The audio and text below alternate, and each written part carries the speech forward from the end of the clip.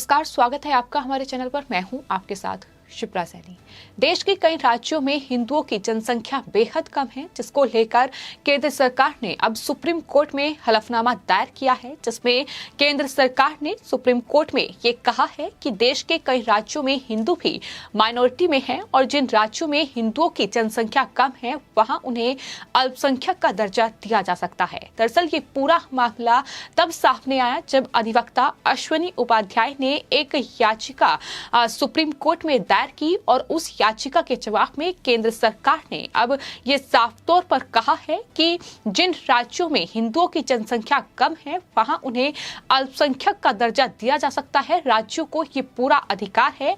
दरअसल देश के कई राज्य ऐसे हैं जहां यहूदियों से लेकर बौद्ध, ईसाई और मुस्लिम धर्म के लोगों को अल्पसंख्यक का दर्जा दिया गया है। इसी आधार पर सुप्रीम कोर्ट में ये हलफनामा केंद्र सरकार ने दायर किया है, जिसमें ये कहा गया है कि जिस प्रकार राष्ट्रीय स्तर पर ईसाई, सिख, मुस्लिम, बौद्ध, पारसी और जैन को माइनॉरिटी का तमगा मिला है, वैसे ही राज्य, भाषाई या फिर संख्या के आधार पर हिंदुओं को अल्पसंख्यक श्रेणी में रखा जा सकता है। उसके लिए वो पूरी तरीके से स्वतंत्र है। दरअसल केंद्र सरकार ने ये जो दलील दी है ये अधिवक्ता अश्वनी कुमार उपाध्याय द्वारा दाखिल याचिका के जवाब में दी गई है, जिसमें उन्होंने अल्पसंख्यक शिक्षण संस्थानों के लिए राष्ट्रीय आयोग अधिनियम 2004 की धारा AF की वैधता को चुनौती दी है। उपाध्याय ने अपनी जो याचिका दायर की है उसमें धारा 2AF की वैधता को चुनौती देते हुए ये कहा है कि ये केंद्र को अकूत शक्ति देती है कि साफ तौर पर मनमाना, अतार्किक और आहत करने वाला है।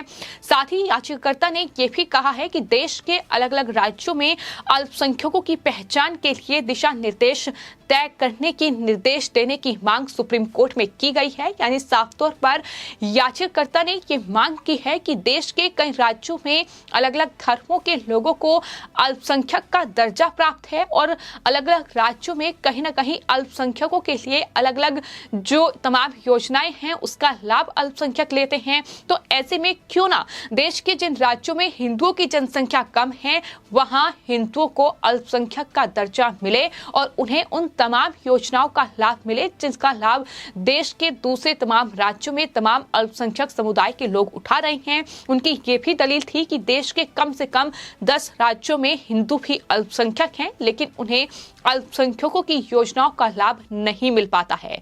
अब केंद्र की मोदी सरकार ने कुछ राज्यों में हिंदुओं को माइनॉरिटी का दर्जा देने की मांग करने वाली इस याचिका के जवाब में सुप्रीम कोर्ट में हलफनामा दायर किया है। केंद्रीय अल्पसंख्यक मामलों के मंत्रालय ने कोर्ट को यह जानकारी दी है कि राज्य अपने हिसाब से हिंदुओं को अल्पसंख्यक का दर्जा दे सकते हैं। केंद्र ने कहा है कि जिस तरह से राष्ट्रीय स्तर पर ईसाई, सिख, मुस्लिम, बौद्ध, पारसी और जैन को माइनॉरिटी का तमगा मिला है, वैसे ही तमाम राज्य, भाषाई या फिर संख्या के आधार पर हिंदुओं को अल्पसंख्यक श्रेणी में रखने के लिए राज्य पूरी तरीके से स्वतंत्र है। साथ ही आपको बता दें केंद्र सरकार ने इस हलफनामे में वकील अश्वनी उपाध्याय ने जो 2020 में एक याचिका दायर की थी उसका जवाब देते हुए महाराष्ट्र और कर्नाटक का उदाहरण भी कोर्ट के सामने रखा और सरकार ने ये भी बात ध्यान दिलाई कि जैसे महाराष्ट्र में साल 2016 में यहूदियों के लिए धार्मिक और कर्नाटक ने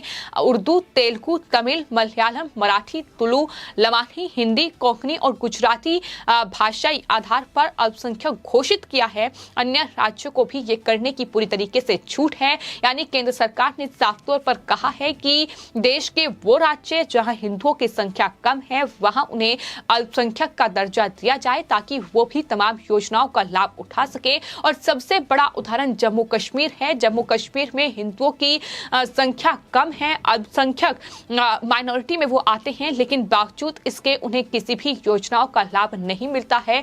तो ये साफ तौर पर उदाहरण जो है वो केंद्र सरकार की ओर से पेश किया गया है। आपको बताते हैं अश्वनी उपाध्याय ने अपनी याचिका में ये साफ तौर पर कहा था कि जम्मू कश्मीर, नागालैंड, मिजोरम, मेघालय, अरुणाचल प्रदेश, लक्षद्वीप, मणिपुर और पंजाब में हिंदू, यहूदी और बहाई अल्पसंख्यक है, फिर भी राज्यों की बहुसंख्यक आबादी को इन राज्यों में अल्पसंख्यक होने के फायदे दिए जाते हैं। यानी किस तरीके से कहीं ना कहीं हिंदुओं के साथ नाइंसाफी हो रही है, इसका जिक्र अधिवक्ता जो अश्विनी कुमार उपाध्याय हैं उनकी तरफ से किया गया है।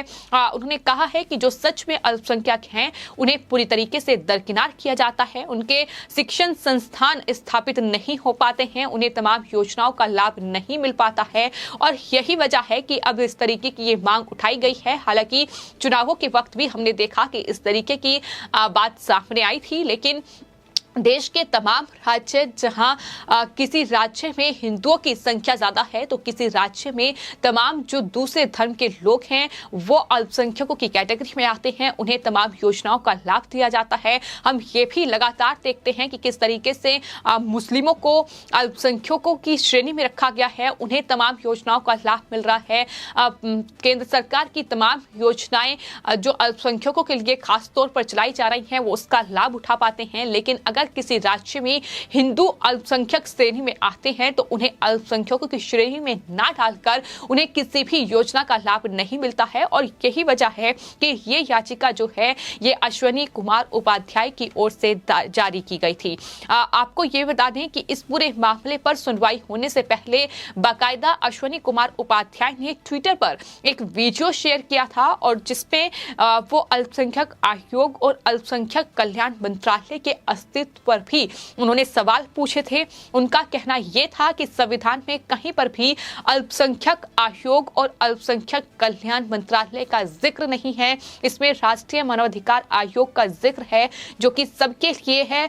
तो सवाल ये है कि अगर एक आयोग है तो सबके लिए, तो फिर अलग से किसी आयोग की जरूरत क्या है। यानी उन्होंने अल्पसंख्यक कल्याण मंत्रालय और अल्पसंख्यक आयोग पर ही सवाल खड़े किए। उन्होंने साफ तौर पर यह कहा कि वो भी धार्मिक बिंदु पर इस तरीके से मंत्रालय का गठन किया गया है। हमारे पास सामाजिक न्याय मंत्रालय है तो फिर अलग से मजहब के आधार पर मंत्रालय की क्या जरूरत है। यानी इस पर कहीं ना कहीं अब एक नई बहस देश में छिड़ चुकी है। साथ ही उन्होंने अपनी वीडियो में यह भी सवाल किया है कि जब देश के संविधान का अनुच्छेद 14 ये कहता है कि देश के सभी नागरिक समान हैं, सबको कानून का संरक्षण मिला है।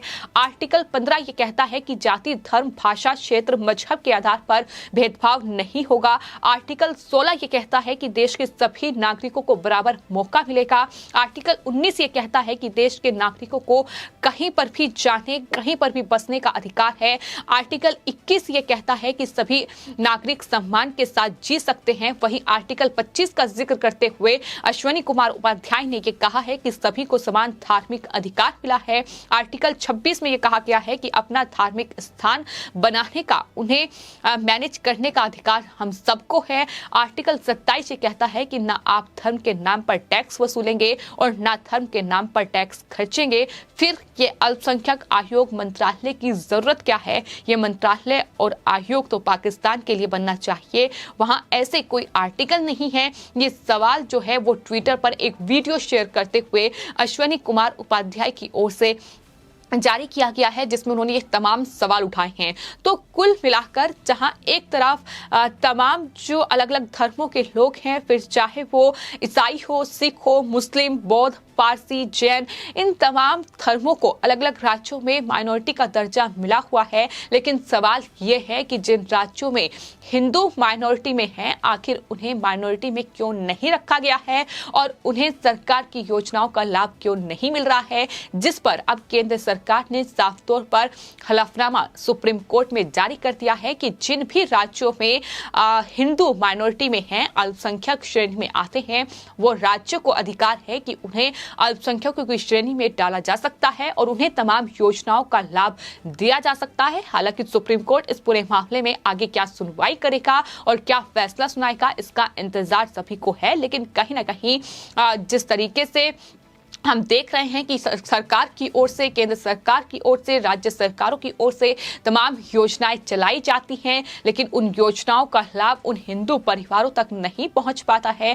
और देश के कुछ राज्य ऐसे हैं, सबसे बड़े उदाहरण के तौर पर हम जम्मू कश्मीर, नागालैंड, मेघालय और लक्षद्वीप जैसे जो केंद्र शासित प्रदेश और राज्य हैं, उन्हें देख सकते हैं कि वहां किस तरीके से हिंदू अल्पसंख्यक में आते हैं, लेकिन बावजूद इसके उन्हें किसी भी योजनाओं का लाभ नहीं मिलता है। तो कुल मिलाकर सरकार की ओर से अब वकील अश्वनी उपाध्याय की याचिका पर यह जवाब है जो सुप्रीम कोर्ट को सौंपा गया है, जिसमें साफ तौर पर यह कहा है कि राज्यों को ये हक है, ये अधिकार है कि वो अब जहां हिंदुओं की जनसंख्या कम है वहां उन्हें अल्पसंख्यक का दर्जा दे सकती है। फिलहाल आपकी इस पूरे मामले पर क्या राय है, हमें कमेंट बॉक्स में जरूर लिखें और चैनल को सब्सक्राइब करें। धन्यवाद।